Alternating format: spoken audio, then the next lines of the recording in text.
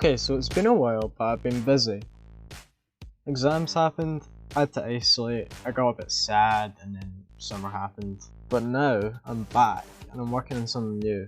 Shooters, they're one of my favourite genres of games. Anything from Halo, Doom, Titanfall and Battlefield to CSGO and Unreal Tournament have always been major addictions for me.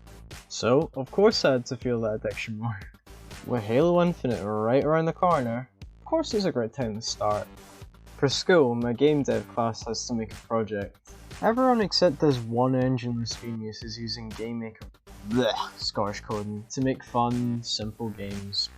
But me being sad, I decided, you know what? You deserve pain. Make an FPS without knowing 3D Godot.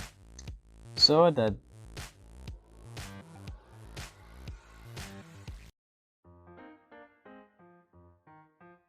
It's a PS1 styled zombie shooter. You know, not cause I saw it was trendy to make PS1 inspired games or anything. I started super early in September and then I got to work. It started off as you being a white jelly bean that can look around, walk and jump in a flat and open plasticky area with 4 walls. I added a wee block that acts like a gun so the player can hold down to shoot with the stock sound effect of a gun. Then I added red jelly beans that act as target dummies and they die when they get shot enough. Look how adorable they are. But enemies that don't fight back are boring, so the next step was to add enemy AI. Loads of crying about AI being hard. I realised that garbage and misses existed. I wouldn't have gotten that far without their tutorials. I made green jelly beans that can die but would also slowly float towards the player. Then I made it that they can rotate towards the player too.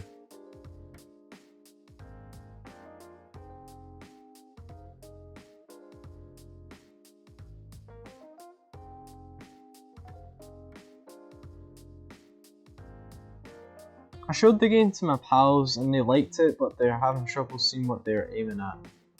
To fix that, I added a crosshair reticle which I whipped up in Sprite. It's huge, it's ugly, but it's temporary. Then I did some boring UI stuff to quickly sum up. I downloaded the retro font, made some buttons, made a main menu, made a pause menu, made focus navigation for the buttons, made a wee mouse toggle so that I could click the buttons and the mouse would be hidden, and I added a label that shows the player's health. I hopped in a blender and whipped up this crisp 3D model inspired by Turbo Dismount. Meant to be gender neutral, but the turnaround that I used to base the shape on was female, so it gave it some bust, but I can live with that. I then rigged the model so I could animate it in Godot. Rigging as hell, I don't recommend. I replaced the player being with the white model, the dummies with the red version of the model, and the enemies with the green version. Yeah, the dummies against the wall, that wasn't the best look. My friend pointed out it does look like a hostage execution, so I added some directional and ambient lighting with shadows and fog, and I gave the sky a creepy green hue. I turned on a Lambert shader on all the materials to give that old retro vibe. To make the game look nicer, I got some textures off oldreliabletextures.com to really make the test level feel like Glasgow. They were in 2K and looked too high res for the style, and my skill computers wouldn't be able to handle it, so I went into everyone's favourite software, GIMP, and reduced the resolution to 128p. Bada bing bada boom, I expertly animated the zombie to walk as it travels and changed to hit the player when it's close. So it needed to actually attack, so I flicked in some code to make it that when the enemy's hit scanner detects the player, it times and attacks with the animation and reduces the health. If the health hits 0, the level resets. Alistair and Goodgeous' Discord gave me a hand with this one, so thanks for that. You know, I want to mention in that class very few people take seriously. I made a 10-minute long PowerPoint talking about this game, blowing people out their minds. Most people did like a 3-minute long presentation and it's full of memes. Mine was hard to watch for everyone and stand-up doesn't seem to be my thing. I'm also cringing about the placeholder name I had to say during it. Desolate Dreams. I used a name generator and it was just that.